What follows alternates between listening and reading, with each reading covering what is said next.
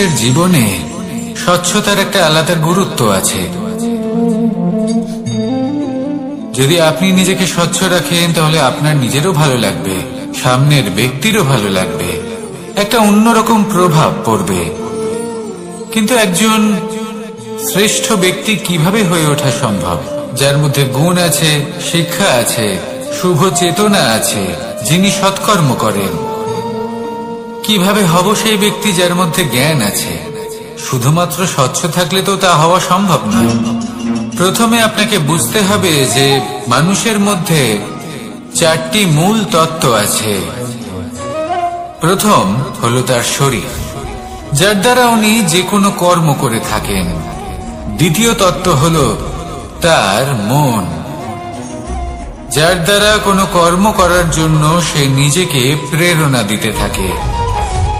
তৃতীয় তত্ত্ব হলো বুদ্ধি, যে কর্ম আমরা করতে চাই, যে লক্ষ্যে আমরা পৌঁছতে চাই, সেটা আমরা কিভাবে কোন পথে করব সেটা স্থির করা যায় বুদ্ধি দিয়ে। আর চতুর্থ তত্ত্ব হলো আত্মা। আত্মা হলো এমন এক তত্ত্ব যার কোনো সমাপ্তি নেই। আত্মা হলো অজয়। কিন্তু এরও শুদ্ধিকরণের প্রয়োজন হয়। এই 4টি তত্ত্বের শুদ্ধিকরণ করতে থাকুন, এতে নির্মল রাখুন, শুদ্ধ রাখুন। এবং এটা কিভাবে হবে? শুভ চেতনা দ্বারা, জ্ঞানের দ্বারা, এবং সব থেকে বেশি গুরুত্বপূর্ণ প্রেমের দ্বারা। আসুন আমার সাথে ভালোবেসে বলুন, রাধা রাধা। মানুষের এই সংসারে জীবনযাপন করার জন্য কিছু জিনিসের প্রয়োজন পড়ে। এমন কিছু আবেগ, এমন কিছু বস্তু আছে যেগুলো তার প্রয়োজন হয়। কিন্তু সব থেকে বেশি যে জিনিসটা তার প্রয়োজন হয় সেটা হলো সম্মানের। আমাদের ভালো লাগে যখন কেউ আমাদের সম্মান করে। আমরা কাউকে সম্মান করলে তারও সেটা ভালো লাগে। কিন্তু আপনি দেখবেন যে সংসারে বেশিরভাগ মানুষ 2টি মাপদণ্ডের ভিত্তিতে সম্মান করেন।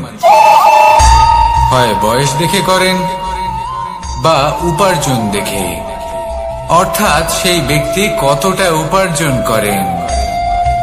এবার ভেবে দেখুন, এটা আবশ্যক নয় কারোর বয়স যদি বেশি হয় তার বুদ্ধিও ততটাই বেশি হবে।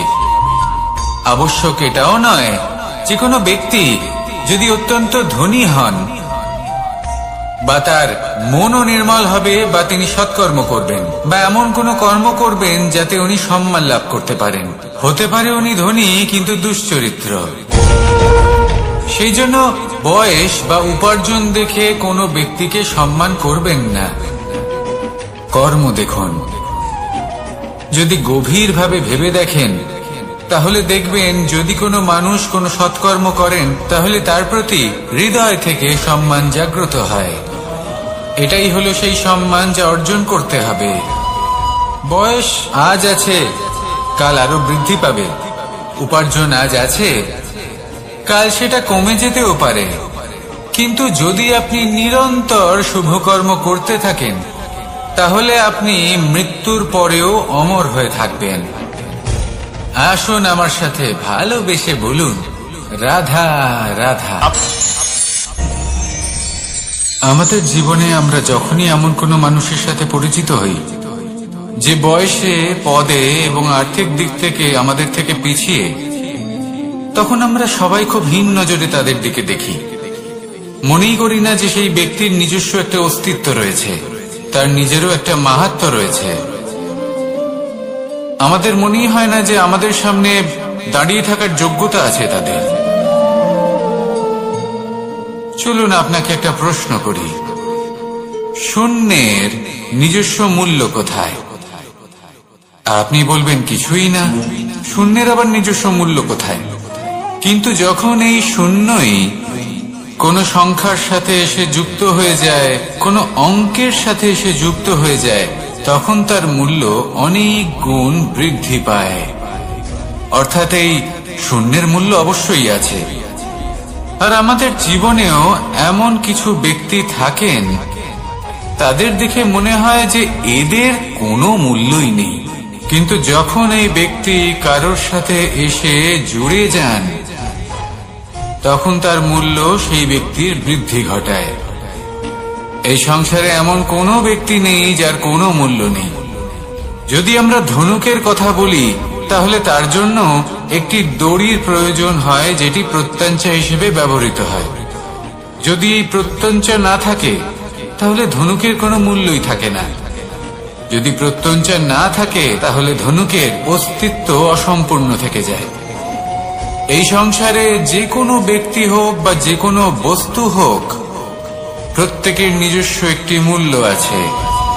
তার সম্মান করুন, সামনে অগ্রসর হন, আর আমার সাথে ভালোবেসে বলুন, রাধা রাধা। মানুষের জীবনে উন্নতি লাভ করার জন্য 3টি স্তম্ভের প্রয়োজন হয়। প্রথম স্তম্ভ শিক্ষা। এই শিক্ষা আমাদের জ্ঞান প্রদান করে। দ্বিতীয় স্তম্ভ ব্যবসা, যার দ্বারা আমরা ধন উপার্জন করি। তৃতীয় স্তম্ভ হলো আমাদের ঈশ্বর, আমাদের ইষ্ট। এনার সাথে যদি আমরা জুড়ে থাকতে পারি, তাহলে এমন একটা মানসিক বল আপনি লাভ করবেন, যেটা এই সংসারে আর কোথাও পাওয়া সম্ভব নয়। কিন্তু মানুষ অনেক সময় জীবনে এই 3টি স্তম্ভ লাভ করা সত্ত্বেও সামনে অগ্রসর হতে পারেন না। তখনও জীবনে কঠিন পরিস্থিতি আসতেই থাকে। এমনটা ঠিক কেন হয়? কারণ সে জীবনে এই 3টি স্তম্ভ লাভ করে নেয়, জীবনে প্রয়োগও করে, কিন্তু তার ভিতের কথা সে ভুলেই যায়। যেমন প্রথম স্তম্ভ অর্থাৎ শিক্ষা। এই শিক্ষার আধার হলো শুভ চেতনা। যদি অন্তরে শুভ চেতনা না থাকে, তাহলে এই শিক্ষার কোনো গুরুত্ব থাকে না। দ্বিতীয় স্তম্ভ ব্যবসা। পরিশ্রম করে উপার্জন করতে হবে, এই কথাটা আমরা সবাই জানি এবং সবাই চেষ্টাও করি। কিন্তু ব্যবসা করতে করতে আমরা এটা ভুলে যাই আমাদের ব্যবহার কেমন হয়ে পড়েছে। এই ব্যবহার যদি শুভ হয়, তাহলে আমাদের উপার্জন আস্তে আস্তে একটা স্থির জায়গায় এসে পৌঁছবে। এবং তৃতীয় স্তম্ভ আমাদের ভগবান। যদি ওনার শরণে আপনি যেতে চান, তাহলে তার পূর্বে নিজের মা বাবাকে সেবা করুন, তাদের যত্ন করুন, তাদেরকে ভালোবাসুন, কারণ ওনারাই হলেন এই সংসারে আপনার সবথেকে বড় ইষ্ট। তাহলে 3 স্তম্ভের সাথে সাথে তাদের আধারকেও নিজের জীবনে প্রাধান্য দিন। কোনো সমস্যা আসবে না, জীবনে একের পর এক উন্নতি করবেন এবং এই মন প্রসন্ন হয়ে বলবে, রাধা রাধা। সুখ, দুঃখ এবং শক্তি, এই 3 হলো এই সংসারের ত্রিদেবের মতো। আমাদের জীবনে যা কিছু ঘটছে, এই 3টির ভিত্তির উপরেই হচ্ছে। আসলে এই সংসারের একটা নিয়ম আছে। যখনই আপনি কিছু লাভ করেন, এই সংসার আপনার পরীক্ষা নেয়। এটা জানার জন্য আপনার পরীক্ষা নেয় যে আপনি যা কিছুই লাভ করেছেন, আপনি কি আদৌ সেটার যোগ্য কি না। ঠিক সেইভাবেই এই সুখ, দুঃখ এবং শক্তি আপনার পরীক্ষা নিয়ে থাকে। যখন সুখ আসে, তখন সে আপনার পরীক্ষা নেয় যে আপনার মধ্যে অহংবোধ জাগ্রত হয়নি তো। যদি অহংবোধ চলে আসে, তাহলে সুখ সেখানেই সঙ্গ ত্যাগ করে। দুঃখ আপনার ধৈর্যের পরীক্ষা নিতে থাকে, আর যদি আপনার মধ্যে ধৈর্য না থাকে, তাহলে এটা আপনাকে আরো বেশি দুঃখের গভীর অন্ধকারে ঠেলে দেবে। সেখানে শক্তি পরীক্ষা নেয় আপনার বিনম্রতার। যদি আপনি বিনম্র না হন, তাহলে হয় এই শক্তি আপনার সঙ্গ ত্যাগ করবে, নয় এই শক্তি বিনম্রতার অভাবে আপনার পতনের কারণ হতে পারে। এই সংসারে যে কোনো ব্যক্তি যিনি এই পরীক্ষায় উত্তীর্ণ হয়ে থাকেন, এই জীবনে তিনি সাফল্য লাভ করেন। আসুন আমার সাথে ভালোবেসে বলুন, রাধা রাধা। ভয়ের সাথে আমরা সবাই পরিচিত, কষ্টও আমরা সবাই পেয়েছি। কখনো কখনো আমরা অসুস্থ হয়ে পড়ি, আর এমন সময় হলে মাতার মমতা, কখনো বাবার স্নেহ, কখনো বন্ধুদের পাশে থাকার অনুভূতি আমাদের রোগ নিরাময়ে সাহায্য করে। কখনো যদি আমরা নিরাশ হয়ে পড়ি, তখন যদি আমাদের কোনো আপনজন আমাদের দুটো ভালো কথা বলে, তখন আমাদের মনোবল বেড়ে যায়। ঠিক তেমন সংসারের এই রঙ্গমঞ্চে যদি আপনি পীড়িত অনুভব করেন, কিছু শুভ কথা আলোচনা করুন, কিছু স্তুতি গান করুন, কিছু মুহূর্তের জন্য হলেও নিজের ইষ্টদেবের কথা স্মরণ করুন আর প্রার্থনা করুন। সাহস বাড়বে, শক্তিও বৃদ্ধি পাবে এবং সামনে এগিয়ে চলার পথও দেখতে পাবেন। তখন এই মন প্রসন্ন হয়ে বলবে, রাধা রাধা। মানুষের জীবনে উন্নতি লাভ করার জন্য তিনটি স্তম্ভের প্রয়োজন হয়। প্রথম স্তম্ভ শিক্ষা। এই শিক্ষা আমাদের জ্ঞান প্রদান করে। দ্বিতীয় স্তম্ভ ব্যবসা, যার দ্বারা আমরা ধন উপার্জন করি। তৃতীয় স্তম্ভ হলো আমাদের ঈশ্বর, আমাদের ইষ্ট। এনার সাথে যদি আমরা জুড়ে থাকতে পারি, তাহলে এমন একটা মানসিক বল আপনি লাভ করবেন যেটা এই সংসারে আর কোথাও পাওয়া সম্ভব না। কিন্তু মানুষ অনেক সময় জীবনে এই তিনটি স্তম্ভ লাভ করা সত্ত্বেও সামনে অগ্রসর হতে পারেন না। তখনও জীবনে কঠিন পরিস্থিতি আসতেই থাকে। এমনটা ঠিক কেন হয়? কারণ সে জীবনে এই তিনটি স্তম্ভ লাভ করে নেয়, জীবনে প্রয়োগও করে, কিন্তু তার ভিতের কথা সে ভুলেই যায়। যেমন প্রথম স্তম্ভ অর্থাৎ শিক্ষা। এই শিক্ষার আধার হলো শুভ চেতনা। যদি অন্তরে শুভ চেতনা না থাকে, তাহলে এই শিক্ষার কোনো গুরুত্ব থাকে না। দ্বিতীয় স্তম্ভ ব্যবসা। পরিশ্রম করে উপার্জন করতে হবে, এই কথাটা আমরা সবাই জানি এবং সবাই চেষ্টাও করি। কিন্তু ব্যবসা করতে করতে আমরা এটা ভুলে যাই আমাদের ব্যবহার কেমন হয়ে পড়েছে। এই ব্যবহার যদি শুভ হয়, তাহলে আমাদের উপার্জন আস্তে আস্তে একটা স্থির জায়গায় এসে পৌঁছবে। এবং তৃতীয় স্তম্ভ আমাদের ভগবান। যদি ওনার স্মরণে আপনি যেতে চান, তাহলে তার পূর্বে নিজের মা বাবাকে সেবা করুন, তাদের যত্ন করুন, তাদেরকে ভালোবাসুন, কারণ ওনারাই হলেন এই সংসারে আপনার সবথেকে বড় ইষ্ট। তাহলে তিন স্তম্ভের সাথে সাথে তাদের আধারকেও নিজের জীবনে প্রাধান্য দিন। কোনো সমস্যা আসবে না, জীবনে একের পর এক উন্নতি করবেন এবং এই মন প্রসন্ন হয়ে বলবে, রাধা রাধা। সুখ, দুঃখ এবং শক্তি, এই তিন হলো এই সংসারের ত্রিদেবের মতো। আমাদের জীবনে যা কিছু ঘটছে এই তিনটির ভিত্তির উপরেই হচ্ছে। আসলে এই সংসারের একটা নিয়ম আছে। যখনই আপনি কিছু লাভ করেন, এই সংসার আপনার পরীক্ষা নেয়।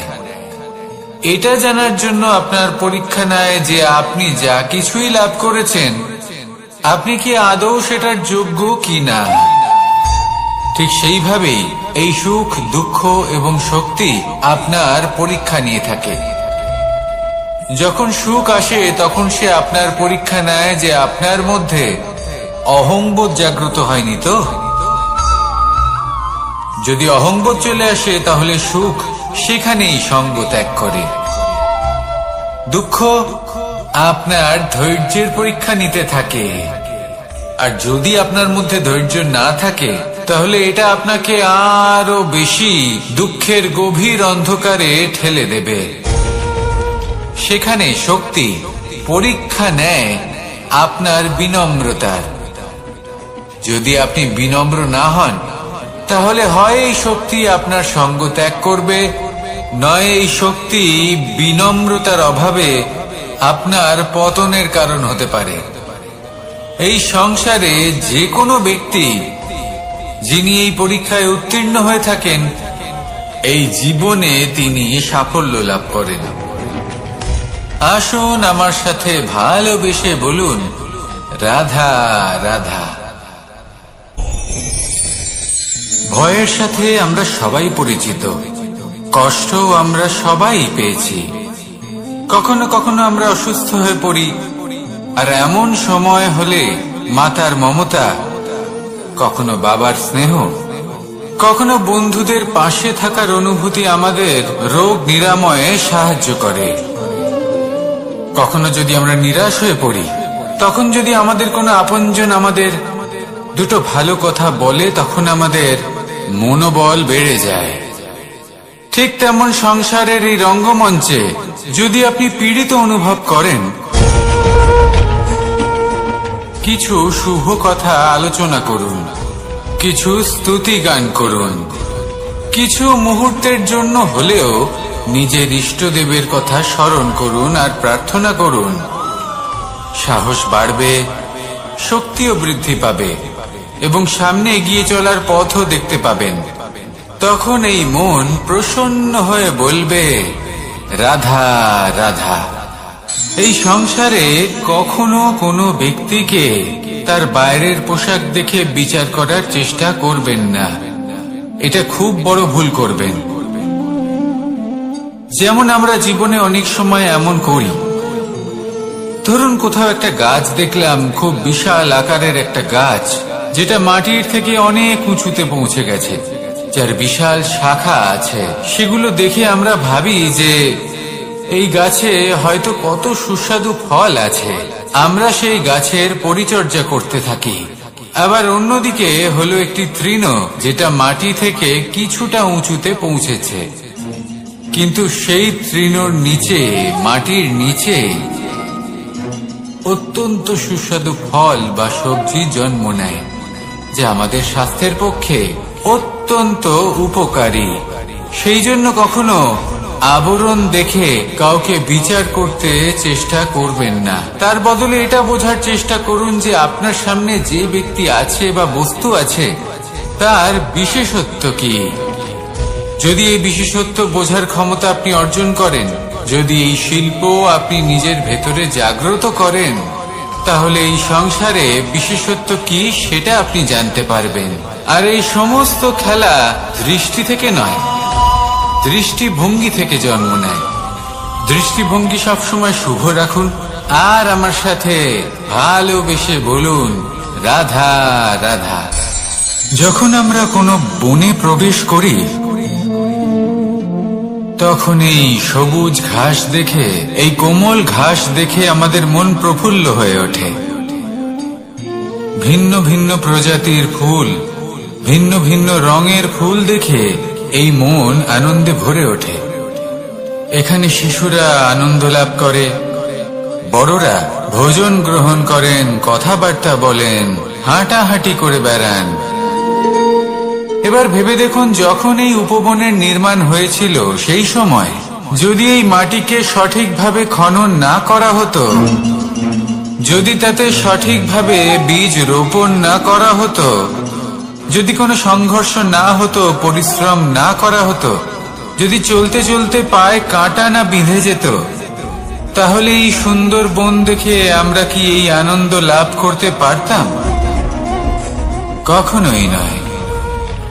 ধরুন কোন নদীর তটে সুন্দর একটি বন আছে, সেই বনের আনন্দ লাভ করতে গেলে আপনাকে সেই নদী পার করতেই হবে। যদি সুখের নদীর কাছে পৌঁছতে চান, তাহলে তটে যে কাঁটা রয়েছে সেগুলোর সাথে সংঘর্ষ করতেই হবে। এই সংসারে যদি আপনি সুখ লাভ করতে চান, তাহলে সুখ লাভের এই যাত্রা শুরু করতে হবে সংঘর্ষ দ্বারা।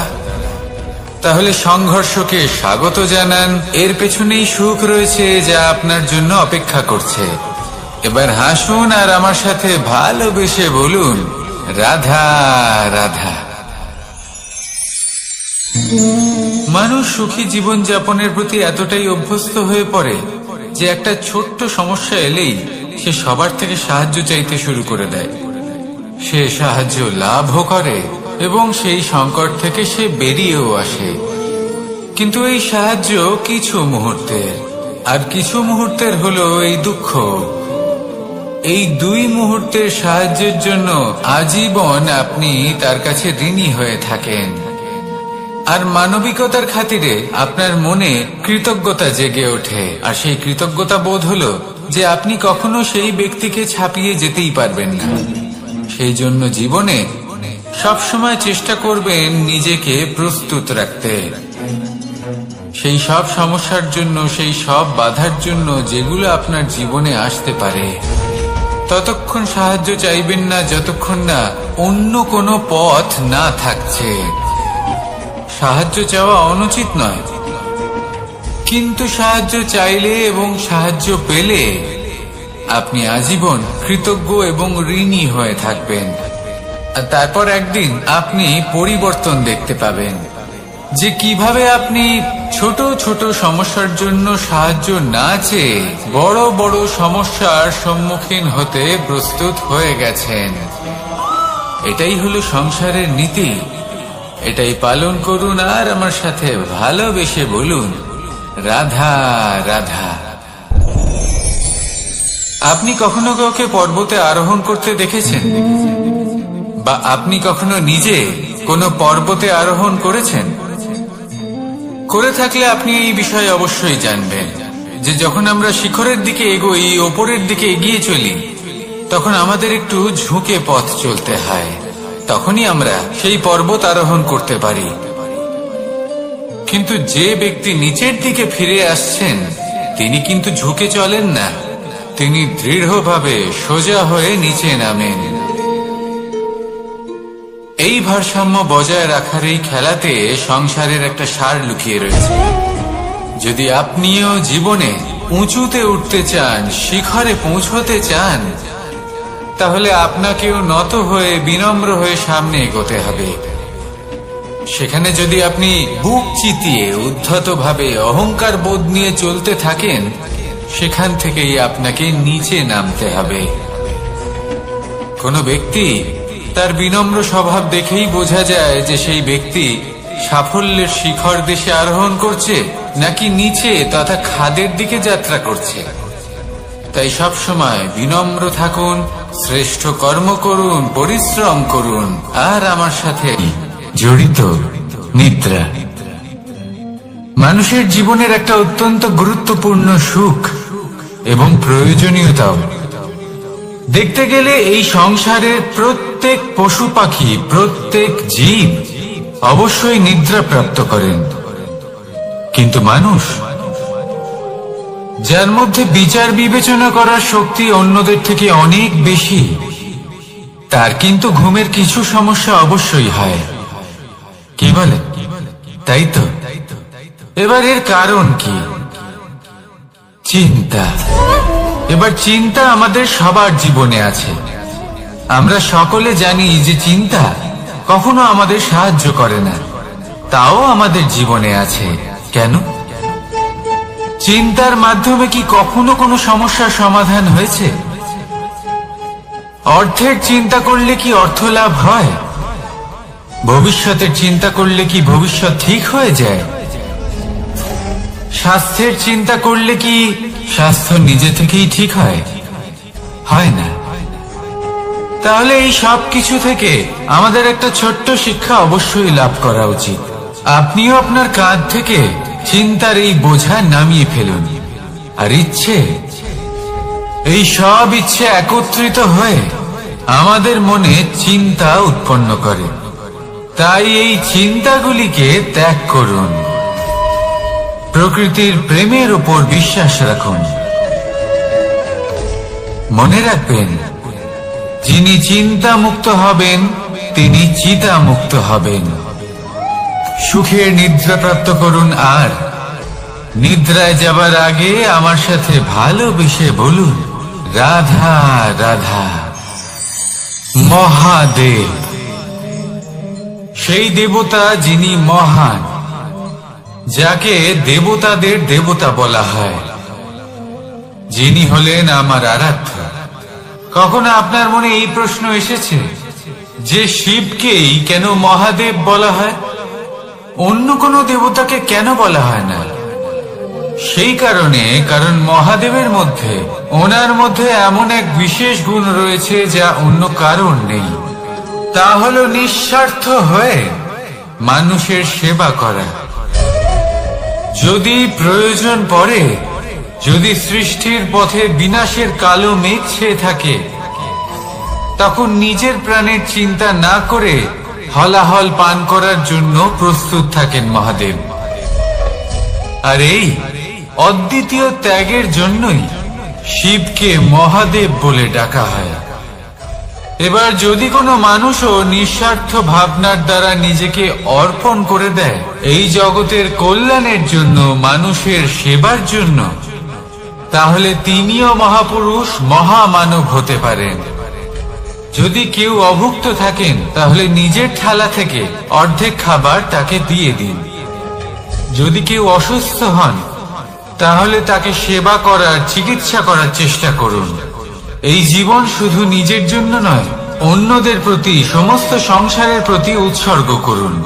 যদি এইসব মানুষ শিখে যান, তাহলে তিনি মহাদেবের পথে অগ্রসর হতে পারেন। যদি মানুষ নিঃস্বার্থ ভাবনার দ্বারা এই সংসারের সেবা করতে শিখে যান, তাহলে তিনি নিশ্চিত রূপে মহামানব অবশ্যই হতে পারবেন। আসুন আমার সাথে ভালোবেসে বলুন, রাধা রাধা। স্বর্ণ, হিরে, মুক্ত, মানিক, এই সব কিছুকে আগে পাথর বলা হতো। তাহলে এমন কি হলো যে এদের রত্ন বলা হয়? আর রত্ন তা বাস্তবে আসলে কি?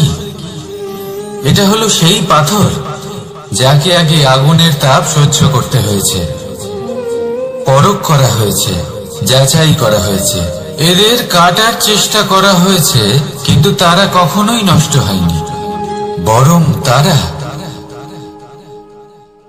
আরো উদ্ভাসিত হয়েছে, আরো উজ্জ্বল হয়েছে, এই সংসারে আরো প্রকাশ ছড়িয়ে দিয়েছে। সেই জন্য এরা হলো এত অমূল্য, সেই জন্য এরা হলো বহুমূল্য, সেই জন্য এদের রত্ন বলা হয়।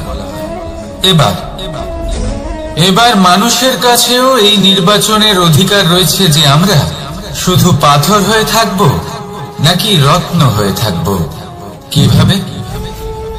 আমাদের জীবনেও অনেক সমস্যা রয়েছে, বাধা আছে, বিপত্তি আছে। আমরা সেই বাধার তাপে উত্তপ্ত হই, এই সমস্যা আমাদের কাটার চেষ্টা করে।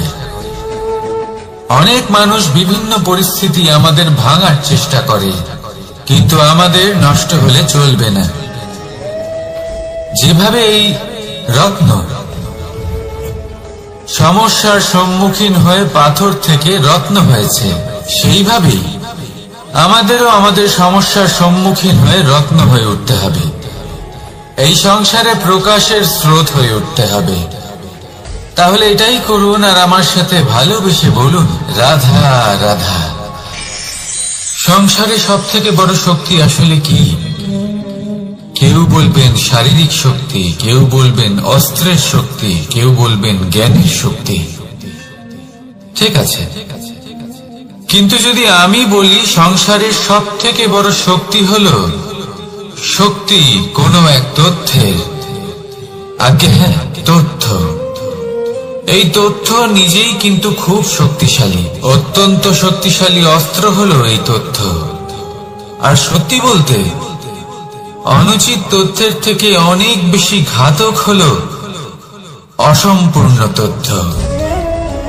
যেরকম আজ শাম্ব রুক্মির সাথে করেছে, ওকে অসম্পূর্ণ তথ্য দিয়েছে, তার ফলে বিনাশ হলো।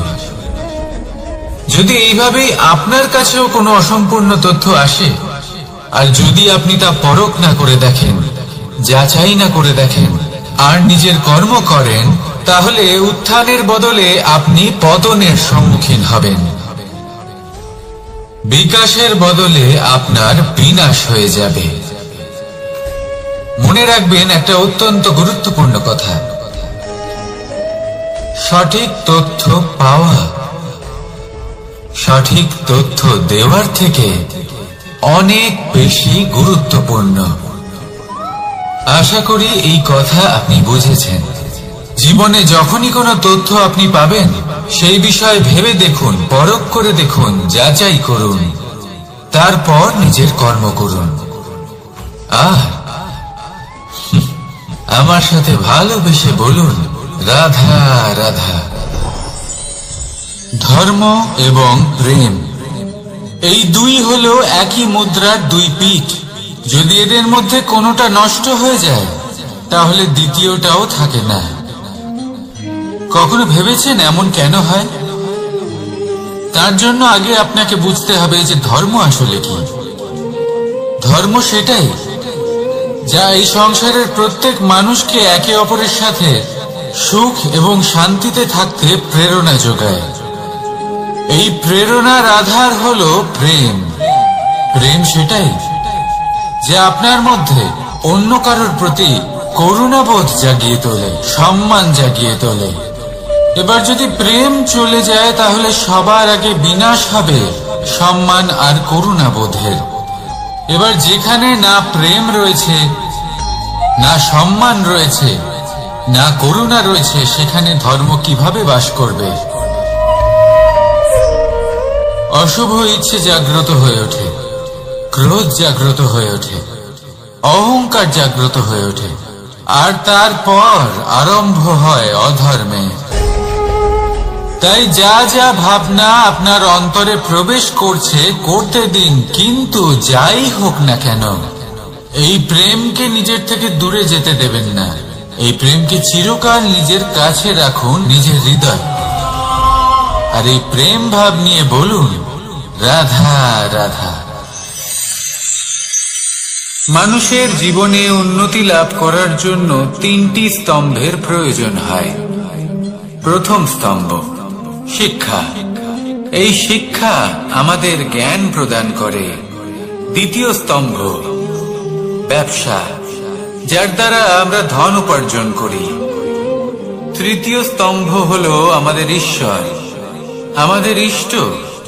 এনার সাথে যদি আমরা জুড়ে থাকতে পারি, তাহলে এমন একটা মানসিক বল আপনি লাভ করবেন যেটা এই সংসারে আর কোথাও পাওয়া সম্ভব নয়। কিন্তু মানুষ অনেক সময় জীবনে এই তিনটি স্তম্ভ লাভ করা সত্ত্বেও সামনে অগ্রসর হতে পারেন না। তখনও জীবনে কঠিন পরিস্থিতি আসতেই থাকে। এমনটা ঠিক কেন হয়? কারণ সে জীবনে এই তিনটি স্তম্ভ লাভ করে নেয়, জীবনে প্রয়োগও করে, কিন্তু তার ভিতের কথা সে ভুলেই যায়। যেমন প্রথম স্তম্ভ অর্থাৎ শিক্ষা। এই শিক্ষার আধার হলো শুভ চেতনা। যদি অন্তরে শুভ চেতনা না থাকে, তাহলে এই শিক্ষার কোনো গুরুত্ব থাকে না। দ্বিতীয় স্তম্ভ ব্যবসা। পরিশ্রম করে উপার্জন করতে হবে, এই কথাটা আমরা সবাই জানি এবং সবাই চেষ্টাও করি। কিন্তু ব্যবসা করতে করতে আমরা এটা ভুলে যাই আমাদের ব্যবহার কেমন হয়ে পড়েছে। এই ব্যবহার যদি শুভ হয়, তাহলে আমাদের উপার্জন আস্তে আস্তে একটা স্থির জায়গায় এসে পৌঁছবে। এবং তৃতীয় স্তম্ভ আমাদের ভগবান। যদি ওনার স্মরণে আপনি যেতে চান, তাহলে তার পূর্বে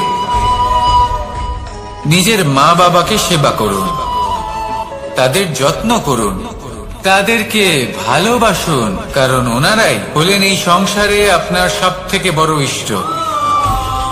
তাহলে তিন স্তম্ভের সাথে সাথে তাদের আধারকেও নিজের জীবনে প্রাধান্য দিন। কোনো সমস্যা আসবে না, জীবনে একের পর এক উন্নতি করবেন এবং এই মন প্রসন্ন হয়ে বলবে, রাধা রাধা। সুখ, দুঃখ এবং শক্তি, এই তিন হলো এই সংসারের ত্রিদেবের মতো। আমাদের জীবনে যা কিছু ঘটছে এই তিনটির ভিত্তির উপরেই হচ্ছে। আসলে এই সংসারের একটা নিয়ম আছে। যখনই আপনি কিছু লাভ করেন, এই সংসার আপনার পরীক্ষা নেয়। এটা জানার জন্য আপনার পরীক্ষা নেয় যে আপনি যা কিছুই লাভ করেছেন, আপনি কি আদৌ সেটার যোগ্য কি না। ঠিক সেইভাবেই এই সুখ, দুঃখ এবং শক্তি আপনার পরীক্ষা নিয়ে থাকে।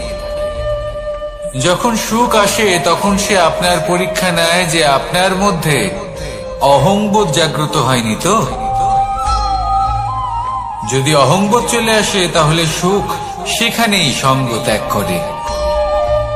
দুঃখ আপনার ধৈর্যের পরীক্ষা নিতে থাকে, আর যদি আপনার মধ্যে ধৈর্য না থাকে তাহলে এটা আপনাকে আরো বেশি দুঃখের গভীর অন্ধকারে ঠেলে দেবে। সেখানে শক্তি পরীক্ষা নেয় আপনার বিনম্রতার। যদি আপনি বিনম্র না হন তাহলে হয় এই শক্তি আপনার সঙ্গ ত্যাগ করবে, নয় এই শক্তি বিনম্রতার অভাবে আপনার পতনের কারণ হতে পারে। এই সংসারে যে কোনো ব্যক্তি যিনি এই পরীক্ষায় উত্তীর্ণ হয়ে থাকেন, এই জীবনে তিনি সাফল্য লাভ করেন। আসুন আমার সাথে ভালোবেসে বলুন, রাধা রাধা।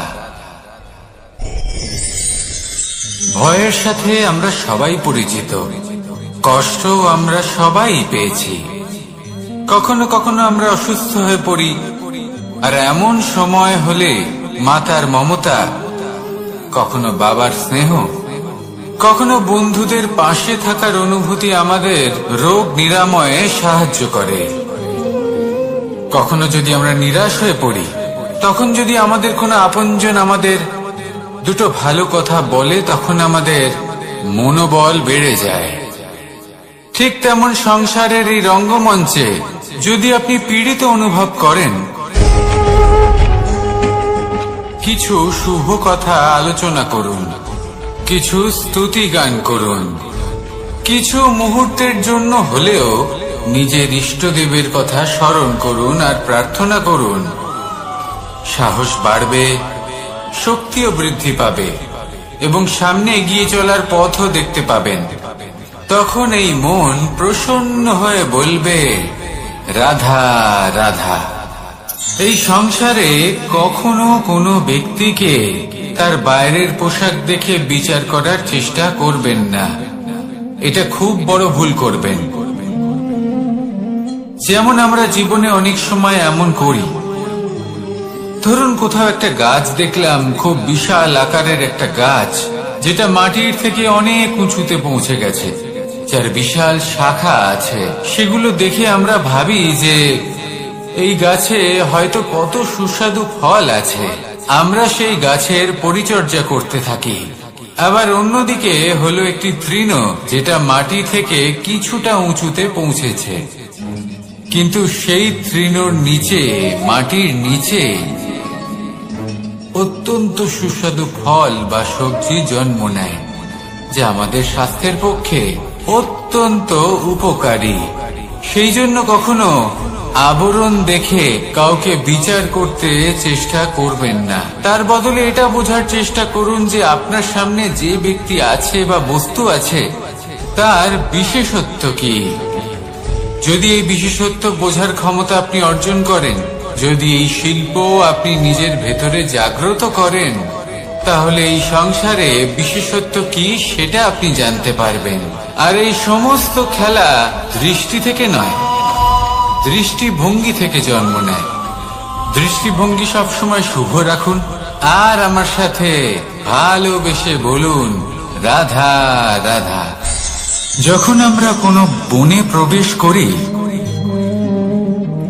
তখন এই সবুজ ঘাস দেখে, এই কোমল ঘাস দেখে আমাদের মন প্রফুল্ল হয়ে ওঠে। ভিন্ন ভিন্ন প্রজাতির ফুল, ভিন্ন ভিন্ন রঙের ফুল দেখে এই মন আনন্দে ভরে ওঠে। এখানে শিশুরা আনন্দ লাভ করে, বড়রা ভোজন গ্রহণ করেন, কথাবার্তা বলেন, হাঁটাহাঁটি করে বেড়ান।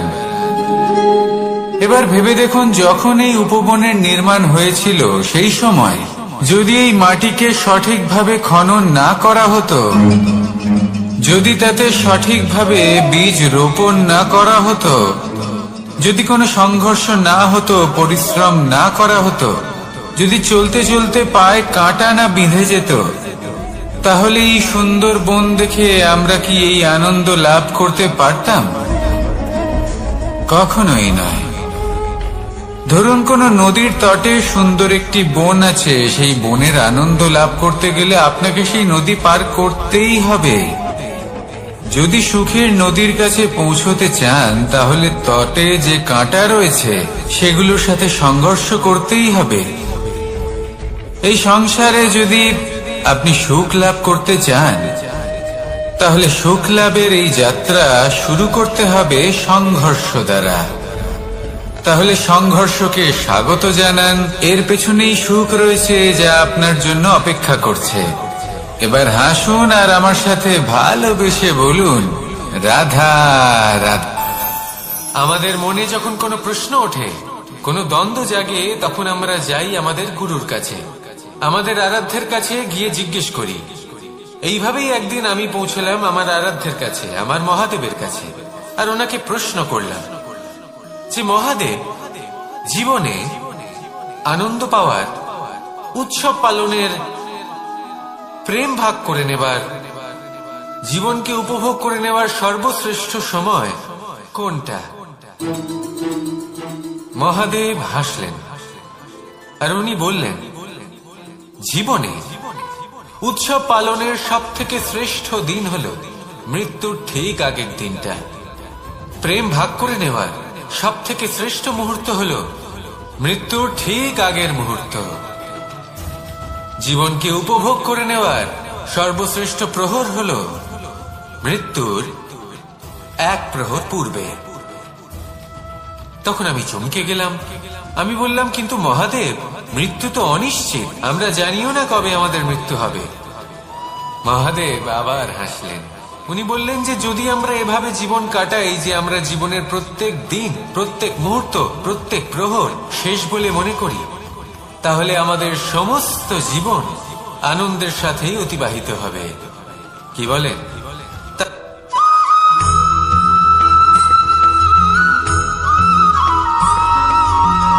এই সংসারে কোন বস্তু হোক বা ব্যক্তি হোক, তার একার গুরুত্ব কিন্তু খুব বেশি নয়। একটা উদাহরণ হিসেবে বৃষ্টির ফোঁটাকে ভেবে দেখুন। যদি একটি বৃষ্টির ফোঁটা হয় তাহলে তার খুব বেশি গুরুত্ব থাকে না, কিন্তু যখন সহস্র বৃষ্টির ফোঁটা মেঘের মধ্যে দিয়ে ঝরে পড়ে তখন সেটা বর্ষার রূপ ধারণ করে। সেই বর্ষা যা এই প্রকৃতিকে শান্ত করে। সেইভাবেই পাথরের ছোট টুকরো, তার খুব বেশি গুরুত্ব থাকে না, কিন্তু যখন অসংখ্য পাথরের টুকরো একত্রিত হয় তখন তা পর্বতের আকার ধারণ করে। সেইভাবেই কিছু মানুষ যখন একত্রিত হন তখন তৈরি হয় পরিবার, কিছু পরিবার যখন একত্রিত হয় তখন তৈরি হয় সমাজ, যখন অনেক সংখ্যক সমাজ একত্রিত হয় তখন তৈরি হয় রাজ্য। এবার এই রাজ্যের সব থেকে গুরুত্বপূর্ণ ব্যক্তি হতে পারেন রাজা, কিন্তু তাও সেই রাজা একা কিছু করতে পারেন না।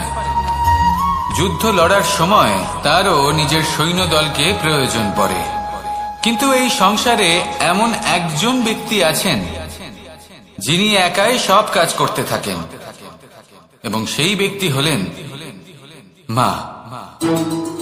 আমাদের জীবনে একজন পিতার ভূমিকা কিন্তু নিঃসন্দেহে অমূল্য, কিন্তু আমাদের সকলের জীবনে যে ভূমিকা একজন মায়ের তা অন্য কারোর থাকে না। একজন মা একাই সন্তানকে বড় করতে পারেন, সংস্কারী করে তুলতে পারেন, তার জন্য পরিশ্রম করেন। আর এত কিছু কাজ করার পরেও তার কাজের জন্য তিনি প্রশংসা অবশ্য পান না।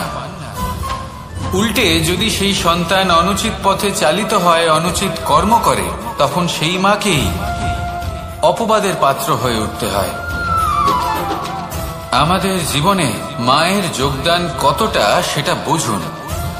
আপনাকে বড় করে তোলার জন্য উনি কতটা পরিশ্রম করেছেন সেটা বুঝুন।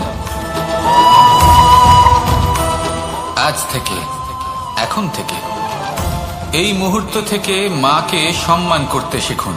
যখন সময় পাবেন, যখন সুযোগ হবে, তখন তার প্রশংসা করুন, ওনারও ভালো লাগবে। আর মায়ের এই মমতার জন্য, তার এই ভূমিকার জন্য আসুন সবাই মিলে আমরা তাকে প্রণাম করি, আর সকলে মিলে ভালোবেসে বলি, রাধা রাধা।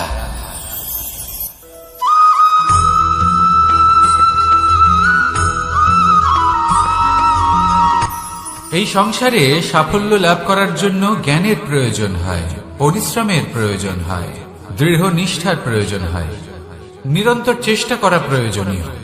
কিন্তু আরো কিছু আছে যা অত্যন্ত প্রয়োজনীয় এবং গুরুত্বপূর্ণ। তা হলো ভালো বন্ধু। তাদের থাকা অত্যন্ত প্রয়োজনীয়। যদি ভালো বন্ধু থাকে তাহলে সময় এলে তারা ঢাল হয়ে আপনাকে সুরক্ষা করবেন। সময় এলে অস্ত্রের মতো শত্রুকে সংহারও করবেন। যদি তিনি জ্ঞানী হন, তাদের মধ্যে সদ্গুণ থাকে, তাহলে এই সব গুণ আপনার মধ্যেও প্রবেশ করবে। তাহলে সাফল্যের জন্য ভালো বন্ধু পাওয়া অত্যন্ত প্রয়োজনীয়। কিন্তু শুধু বন্ধু কেন, ভালো শত্রুও থাকা প্রয়োজনীয়। এবার আপনি ভাবেন আমি কি বললাম? যদি আপনার জীবনেও ভালো অর্থাৎ শক্তিশালী শত্রু থাকে, তাহলে আপনিও শক্তিশালী হতে থাকবেন। এই শত্রু আপনাকে প্রেরিত করবে আরো বেশি শক্তিশালী হয়ে ওঠার। কখনো কোনো হরিণকে দেখুন, তীব্র গতিতে দৌড়তে থাকে। কেন তীব্র গতিতে দৌড়য়? এই কারণে নয় যে কোথাও তার জন্য মধুর ঘাস অপেক্ষা করে রয়েছে, না। সে এই কারণে তীব্র গতিতে দৌড়য় কারণ সেটা না করলে তার পেছনে একটি সিংহ আছে যে ওকে নিজের ভোজন করে ফেলবে। তাই জীবনে বিপদ, সংকট, এই সবকিছুও হলো অত্যন্ত গুরুত্বপূর্ণ। তার সম্মুখীন হতে শিখুন আর আমার সাথে ভালোবেসে বলুন, রাধা রাধা।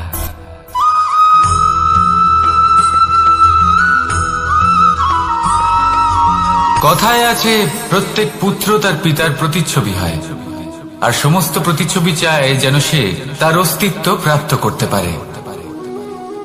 পুত্র চায় সে যেন তার পিতার মতো হয়, বা কখনো কখনো তার থেকেও শ্রেষ্ঠ হয়। সেটা কোনো অনুচিত ব্যাপার নয়।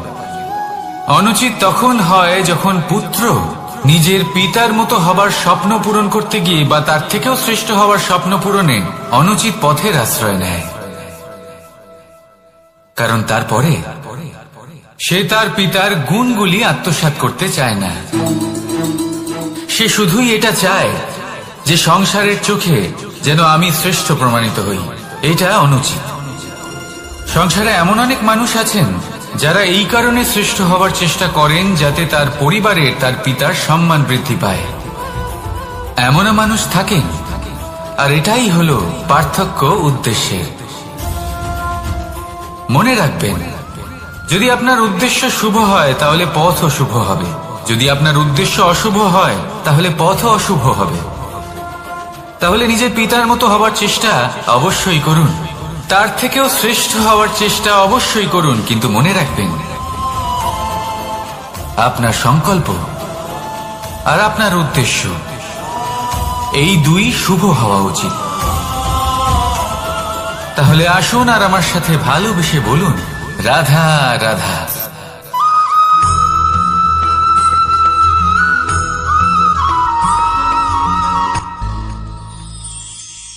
শিশিরের বিন্দু পাতার ওপর পড়ে আর তার গায়ে লেগে থাকে। পাতা তাকে শুষে নিতে পারে না, আর শেষ পর্যন্ত সে ঝরে পড়ে যায়। অন্যদিকে রয়েছে মেঘ এবং চাতক। এদের মধ্যে অনেক দূরত্ব থাকে। মেঘ থাকে আকাশে আর চাতক থাকে ধরিত্রীতে। কিন্তু যখন এই মেঘ থেকে বৃষ্টি ঝরে পড়ে, এই চাতক কিন্তু সেই জলই পান করে, নয়তো সে তৃষ্ণার্ত থেকে যায়। এবার অন্যদিকে দেখলাম শিশির বিন্দু আর পাতার এই সম্পর্ক। এরা খুব কাছাকাছি থাকে, ঘনিষ্ঠও থাকে। অন্যদিকে রয়েছে মেঘ এবং চাতকের সম্পর্ক, যাদের মধ্যে অনেক দূরত্ব থাকা সত্ত্বেও তারা খুব ঘনিষ্ঠ, তাই না? এই সারমর্ম খুব সরল। এই নৈকট্য, এই দূরত্ব, তা আপনার সম্পর্কে প্রভাব কিছুতেই ফেলতে পারে না। এই নৈকট্য, এই দূরত্ব, এসব হলো শুধুমাত্র মনের ব্যাপার। কখনো আপনি অনুভব করেছেন আপনি কারোর থেকে অনেক অনেক দূরে আছেন, অনেক দূরে আছেন, তাও সেই ব্যক্তির প্রতি আপনি টান অনুভব করেন। সেখানে আপনি কারোর সাথে প্রত্যেক দিন অতিবাহিত করেন, সমস্ত জীবন অতিবাহিত করেন, সব থেকে বেশি সময় তার সাথে অতিবাহিত করেন, তাও তার প্রতি সেই টান অনুভব করেন না। এই সংকেত হলো মনের দূরত্বের। তাহলে মনের এই দূরত্ব দূর করুন আর আমার সাথে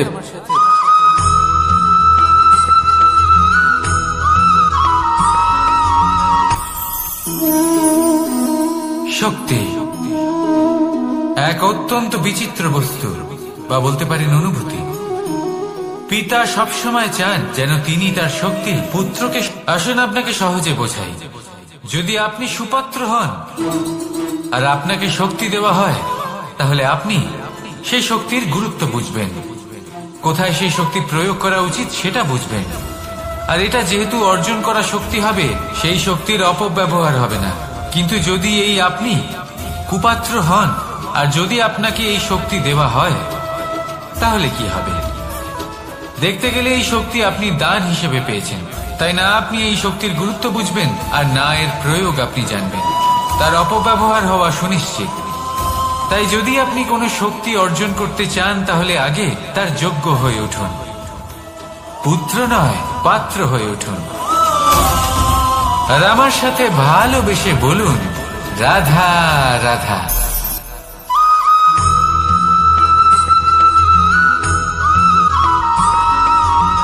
ভালো, শুধু ওনাদের কঠোর ব্যবহার দেখলে আমরা একটু ভয় পেয়ে যাই। এবার ওনাদের এই কঠোর ব্যবহার আমাদের ভালো না লাগলেও অত্যন্ত আবশ্যক, কারণ মাতার থেকে আমরা যে শক্তি লাভ করি তা যেন নিয়ন্ত্রণ হারিয়ে বিধ্বংসী না হয়ে ওঠে, আমরা যেন কোনো কুপথে না চলে যাই, আমরা কখনো যেন দোষ না করে ফেলি। শুধু সেই জন্য পিতা এবং গুরু একটু কঠোর হয়ে ওঠেন, এবং ওনাদের এই কঠোর আচরণ ভবিষ্যতে গিয়ে আমরা অবশ্যই বুঝতে পারি। জীবনে কিছু বছর আমরা এগিয়ে যাই আর তারপর আমরা বুঝতে পারি যে বাবা এবং গুরু আমাদের যথেষ্ট ভালোবাসতেন, কিন্তু ওনাদের ভালোবাসার বহিঃপ্রকাশ আলাদা। প্রয়োজনীয় হলো এটা দেখার, এটা বোঝার যে শুরু থেকে আমাদের প্রতি ওনাদের আচরণ কেমন ছিল। ওনাদের কঠোর হওয়ার পেছনে ওনাদের ভালোবাসাটা বোঝার চেষ্টা করুন, ওনাদের চিন্তাটা বোঝার চেষ্টা করুন, ওনাদের পথ প্রদর্শনের আড়ালে আপনার ভবিষ্যতের জন্য যে পরিকল্পনা ওনারা করেছেন সেটা বোঝার চেষ্টা করুন। তখন আপনারা বুঝতে পারবেন ওনাদের ভালোবাসাকে। আপনার মনের মধ্যে আপনা থেকেই ওনাদের প্রতি সম্মান জেগে উঠবে। নিজের পিতা এবং নিজের গুরু এই দুজনের প্রতি কৃতজ্ঞতা প্রকাশ করুন আর আমার সাথে ভালোবেসে বলুন, রাধা রাধা।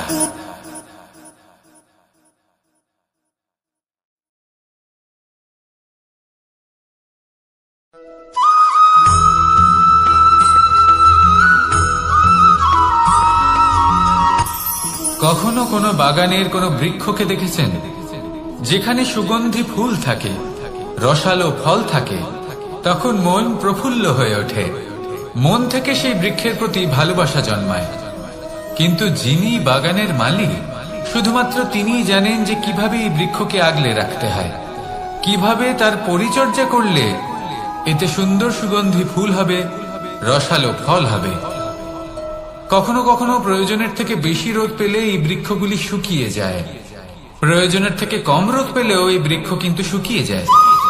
প্রয়োজনের থেকে কম জল যদি পায়, এই বৃক্ষ শুকিয়ে যেতে পারে। প্রয়োজনের থেকে অতিরিক্ত জল যদি পায়, তখনও এই বৃক্ষের শিকড়গুলি নষ্ট হয়ে যেতে পারে। এবার এটাই কিন্তু আমাদের সংসারের সাথেও হয়।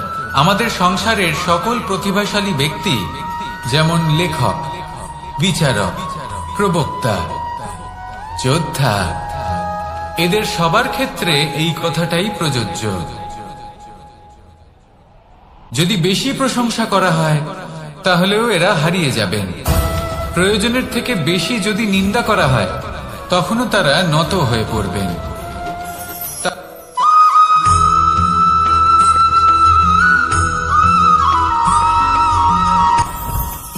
জীবনে কিছু শেখা অত্যন্ত গুরুত্বপূর্ণ। এবার কি কি শিখতে হবে, সেই সব শেখানোর জন্য অনেক শিক্ষক রয়েছেন, কিন্তু কি শিখবেন না আর কি করবেন না, এটা আমাদের নিজের অভিজ্ঞতা দিয়ে শিখতে হয়। কিন্তু তার মানে এটা নয় যে যদি আপনাকে শিখতে হয় যে আগুনের তাপ কতটা, আপনাকে আগুনের মধ্যে হাত দিতে হবে।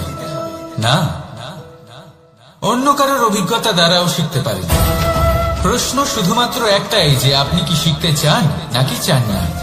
যদি আপনি এটাই ভাবেন যে আমি শুধুই নিজের অভিজ্ঞতা দ্বারাই শিখতে চাই, তাহলে জীবনকাল ছোট মনে হবে, অনেক কিছুই শিখতে পারবেন না। তাই নিজের সাথে সাথে বড়দের অভিজ্ঞতার দ্বারাও শেখা শুরু করে দিন। এই সংসারের অভিজ্ঞতা দ্বারা শিখতে শুরু করে দিন। আর এটা নিশ্চিত রূপে শেখা আবশ্যক যে কখন কি করবেন না, কোথায় থামতে হবে আর কোথায় থামবেন না। তাহলে আসুন আর আমার সাথে ভালোবেসে বলুন, রাধা রাধা।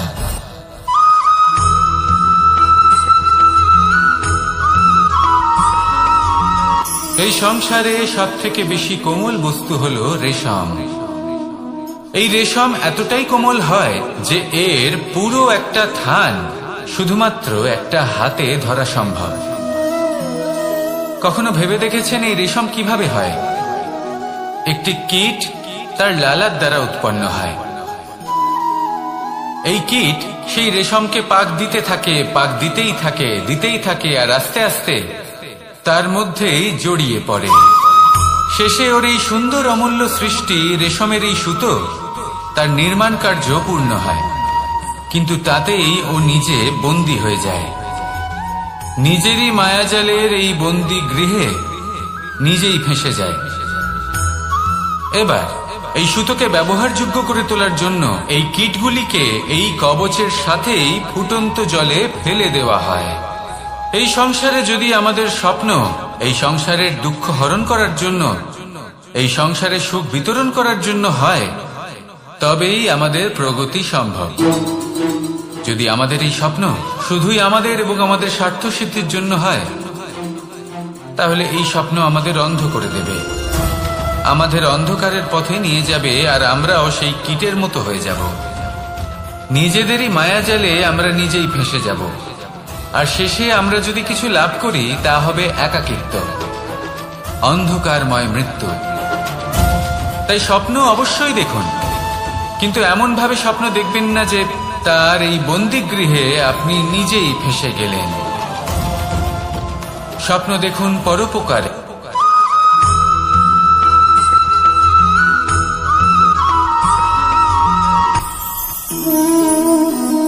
শক্তি এক অত্যন্ত বিচিত্র বস্তু, বা বলতে পারেন অনুভূতি। পিতা সবসময় চান যেন তিনি তার শক্তি পুত্রকে। আসুন আপনাকে সহজে বোঝাই। যদি আপনি সুপাত্র হন আর আপনাকে শক্তি দেওয়া হয়, তাহলে আপনি সেই শক্তির গুরুত্ব বুঝবেন, কোথায় সেই শক্তি প্রয়োগ করা উচিত সেটা বুঝবেন। আর এটা যেহেতু অর্জন করা শক্তি হবে, সেই শক্তির অপব্যবহার হবে না। কিন্তু যদি এই আপনি কুপাত্র হন আর যদি আপনাকে এই শক্তি দেওয়া হয়, তাহলে কি হবে? দেখতে গেলে এই শক্তি আপনি দান হিসেবে পেয়েছেন, তাই না আপনি এই শক্তির গুরুত্ব বুঝবেন আর না এর প্রয়োগ আপনি জানবেন। তার অপব্যবহার হওয়া সুনিশ্চিত। তাই যদি আপনি কোনো শক্তি অর্জন করতে চান, তাহলে আগে তার যোগ্য হয়ে উঠুন, পুত্র নয় পাত্র হয়ে উঠুন। আর আমার সাথে ভালোবেসে বলুন, রাধা রাধা।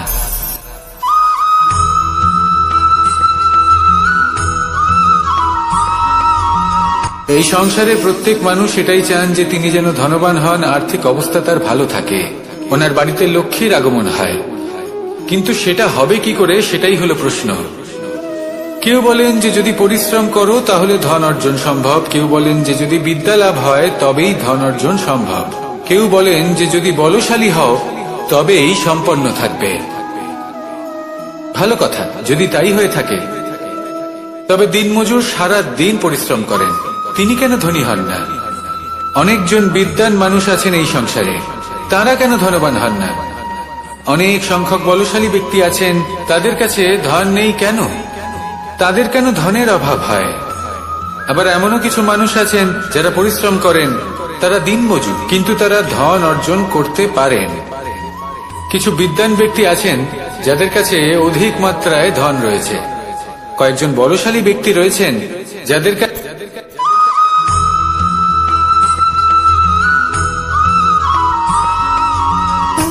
সুখ, দুঃখ এবং শক্তি, এই তিন হলো এই সংসারের ত্রিদেবের মতো।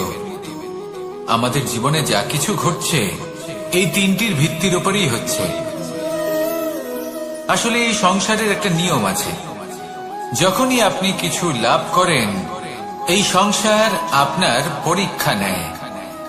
এটা জানার জন্য আপনার পরীক্ষা নেয় যে আপনি যা কিছুই লাভ করেছেন আপনি কি আদৌ সেটার যোগ্য কিনা। ঠিক সেইভাবেই এই সুখ, দুঃখ এবং শক্তি আপনার পরীক্ষা নিয়ে থাকে। যখন সুখ আসে তখন সে আপনার পরীক্ষা নেয় যে আপনার মধ্যে অহংবোধ জাগ্রত হয়নি তো। যদি অহংবোধ চলে আসে তাহলে সুখ সেখানেই সঙ্গ ত্যাগ করে। দুঃখ আপনার ধৈর্যের পরীক্ষা নিতে থাকে, আর যদি আপনার মধ্যে ধৈর্য না থাকে তাহলে এটা আপনাকে আরো বেশি দুঃখের গভীর অন্ধকারে ঠেলে দেবে। সেখানে শক্তি পরীক্ষা নেয় আপনার বিনম্রতার। যদি আপনি বিনম্র না হন তাহলে হয় এই শক্তি আপনার সঙ্গ ত্যাগ করবে, নয় এই শক্তি বিনম্রতার অভাবে আপনার পতনের কারণ হতে পারে। এই সংসারে যে কোনো ব্যক্তি যিনি এই পরীক্ষায় উত্তীর্ণ হয়ে থাকেন এই জীবনে তিনি সাফল্য লাভ করেন। আসুন আমার সাথে ভালোবেসে বলুন, রাধা রাধা।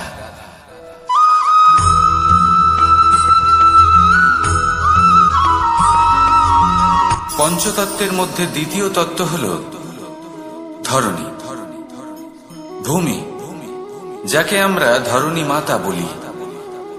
এই ধরণী ধৈর্য ধারণ করে, আর এর উপরেই আমাদের সমগ্র সংসার নির্ভরশীল। কারণ এই ভূমি সহ্য ক্ষমতা রাখে, এর সহ্য ক্ষমতা হল অপরিসীম।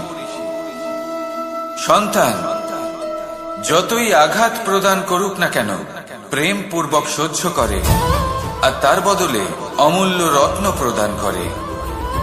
সন্তান যদি হাল চালায় তাহলে তার বদলে তাকে অন্ন প্রদান করে। এটাই হলো ধরণী। এবার এর থেকে আমরা কি শিক্ষা পেতে পারি? এটাই যে কারোর জন্য কিছু করা বা কাউকে কিছু দেওয়া মনে কোনো কামনা ছাড়াই। আর এই কথাটা বুঝে যান, যদি কারোর জন্য কামনা না রেখে বা কোনো পাওয়ার আশা না রেখে কারোর জন্য কিছু করেন বা কারোকে কিছু দেন, যদি এটা আপনি শিখতে পারেন তবে আপনি ভালোবাসতে শিখে গেছেন। আর সেই জন্যই এই ধরিত্রীকে মাতা বলা হয়। কারণ মাতা শুধু উনি নন যিনি গর্ভে সন্তানকে ধারণ করেন, মাতা তো উনিও যিনি জীবন বাঁচতে শেখান, যিনি জীবন বাঁচার উদাহরণ প্রদান করেন। তাহলে ধরণীর থেকে এই নিঃস্বার্থ ভাব শিখুন, নিঃস্বার্থ ভালোবাসা শিখুন, আর এই ভালোবাসার সাথেই বলুন, রাধা রাধা।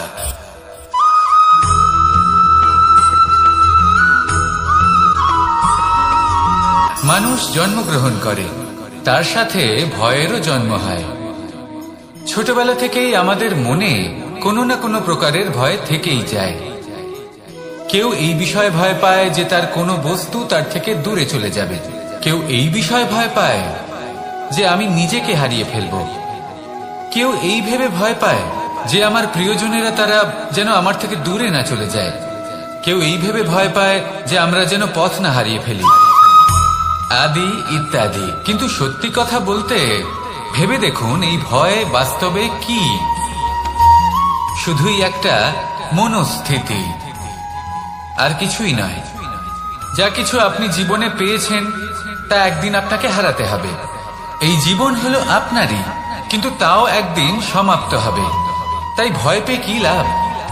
এই ভয় শুধু আপনাকে জীবন যাপন করা থেকে বাধা দিচ্ছে, আর কিচ্ছু নয়। পথ হারিয়ে ফেললেই বুঝতে পারবেন যে নতুন পথ কিভাবে বানাতে হয়। কিছু মানুষকে জীবন থেকে হারালে তবেই আপনি বুঝবেন যে আপনার আপনজনকে। এই ভয়ের কারণে ভীত হয়ে থাকবেন না। এই তারা নক্ষত্র অন্ধকারের অভাবে গুরুত্ব হারায়। শিবকেও মহাদেব হবার জন্য বিষপান করতে হয়েছিল। প্রত্যেক পরিস্থিতি, প্রত্যেক সাফল্য আপনার পরীক্ষা নেবে, তাতে উত্তীর্ণ হওয়া হলো আপনার কর্ম। যখনই আপনি ভয় পাবেন বা সংকটের সম্মুখীন হবেন তখন সাহসের সাথে তার সম্মুখীন হন। মনে রাখবেন, যে সম্মুখীন হতে জানে সাফল্য তার সাথে সবসময় থাকে। আসুন আর আমার সাথে ভালোবেসে বলুন, রাধা রাধা। আপনি কখনো কোনো সাধারণ পাখি দেখেছেন? যেমন বাবুই, সে কি করে? সে কোনো গাছের ডালে নিজের বাসা বানায়। এবার সেইখানে বাসা বানানো সহজ ব্যাপার, কারণ সামগ্রী আশেপাশেই পাওয়া যায়। কিন্তু সমস্যা হলো আক্রমণ। কোনো সাপ বা অন্য কোনো পশু ওর বাসাতে ওর সন্তানদের উপর না আক্রমণ করে বসে, এই ভয়ে তার সব সময় থাকে। আর এটা সব থেকে কঠিন ব্যাপার এদের জন্য, নিজের বাসায় নিজের সন্তানদের সুরক্ষা। আর বাজ পাখি, যদি আমরা বাজের কথা বলি তাহলে তারা কি করে? বাজ পাখি কোনো উঁচু পাহাড়ের শিখরে কোনো পাথরের খাঁজে নিজের বাসা তৈরি করে। এবার ওখানে বাসা বানানো একেবারেই সহজ ব্যাপার নয়, কারণ সামগ্রী আশেপাশে পাওয়া যায় না, দূর থেকে নিয়ে আসতে হয়। কিন্তু সেইখানে আক্রমণের ভয়ও কখনোই থাকে না। এইভাবে উচিত রূপে ও নিজের বাসা রক্ষা করতে পারে, নিজের সন্তানদের রক্ষা করতে পারে। এর সারমর্ম হলো এটাই, যদি সমস্যা বড় হয় তাহলে সমাধানও উচ্চমানের হওয়া উচিত। একটা বাজ পাখির মতো ভাবা আরম্ভ করে দিন। জীবনে যে কোনো সমস্যা ছোট মনে হবে। রাধা রাধা।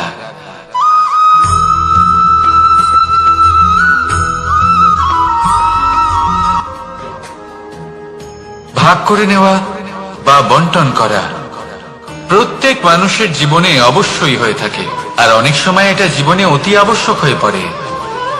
কিন্তু ভাগ করার মনোকামনা তার থেকেও বেশি গুরুত্বপূর্ণ হলো যে কোন ঘটনার আধারে এই বাটোয়ারা হলো। অনেক সময় এই বাটোয়ারা হলো শান্তির প্রতীক, আবার অনেক সময় এই বাটোয়ারা বিপ্লব ঘটাতে পারে, এমন এক বিপ্লব যা মহাযুদ্ধ ঘটিয়ে দিতে পারে। দেখুন, বাটোয়ারা সম্পত্তির হোক বা হোক ভিক্ষা, শিক্ষা কিন্তু একটাই। জীবনে অনেক সময় বাটোয়ারা দরকার হতে পারে, কিন্তু যতদূর সম্ভব তা এড়িয়ে চলুন, একসাথে মিলে এগিয়ে চলুন। কারণ দেখুন, এই যে বাটোয়ারা ভাগ করে দেয়, আর সেখানেই একতা আপনাকে অগ্রসর করে। তাহলে আপনিও এটাই করুন, একসাথে মিলে সামনে এগোন, আর আমার সাথে ভালোবেসে বলুন রাধা রাধা।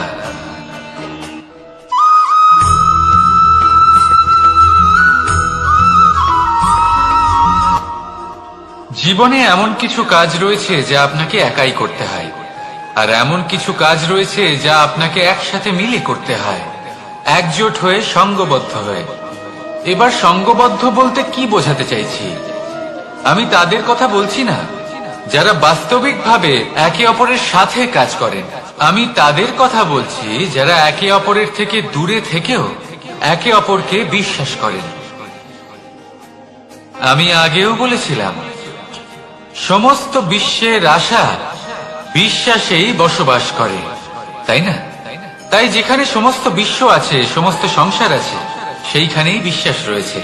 তাই আপনার আশেপাশে এমন দল সঙ্গবদ্ধ করুন যাদের আপনার উপর বিশ্বাস আছে আর যাদেরকে আপনি বিশ্বাস করতে পারেন। তাহলে আসুন আর আমার সাথে ভালোবেসে বলুন রাধা রাধা।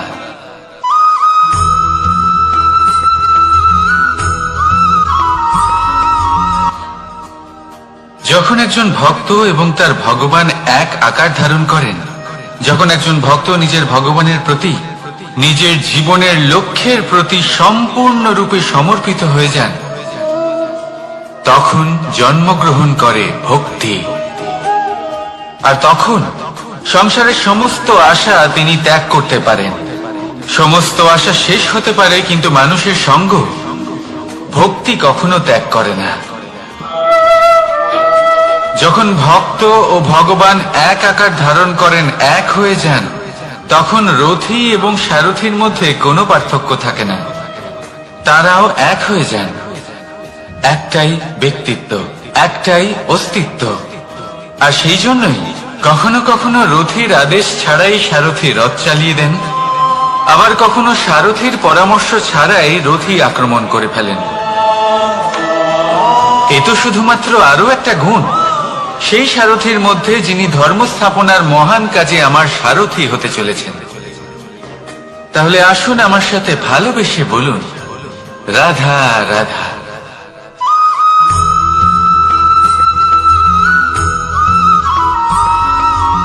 আমরা যে মানুষকে চাই, যাকে আমরা ভালোবাসি, তাকে একটা উপহার অবশ্যই দিতে চাই। এমন এক উপহার যা ওনার ভালো লাগবে, যা শ্রেষ্ঠ হবে, অতি প্রিয় হবে, বহুমূল্য হবে, বা বলতে পারেন মূল্যবান হবে। তাই আমরা কি করি? আমরা বাজারে যাই, তার জন্য স্বর্ণ, আভূষণ, হিরে, মুক্ত এইসব নিয়ে আসি। কিন্তু এটাই কি সর্বশ্রেষ্ঠ উপহার? কখনোই না। সর্বশ্রেষ্ঠ উপহার হলো স্বাধীনতা, তাকে নিজের মনের মতো বাঁচার স্বাধীনতা। যদি আপনি কাউকে স্বাধীনতা না দিতে পারেন, তাহলে সে কোথাও না কোথাও বন্দী হয়ে যায়, তার বিকাশ কোথাও না কোথাও আটকে যায়। কিন্তু যদি আপনি কাউকে স্বাধীনতা দিতে পারেন, তাহলে আপনি দেখবেন ও সমস্ত সংসারকে, এই জীবনকে নিজের দৃষ্টিভঙ্গি দিয়ে দেখবে, বুঝবে যে কোনটা হলো উচিত আর কোনটা হলো অনুচিত, আর এটাই হলো সর্বশ্রেষ্ঠ। আর এবার যদি কাউকে স্বাধীনতার মাধ্যমে এত বড় একটা শক্তি দিতে পারেন, তাহলে আপনি আমাকে বলুন, এর থেকে বড় উপহার আর কি হতে পারে? আসুন আর আমার সাথে ভালোবেসে বলুন, রাধা রাধা।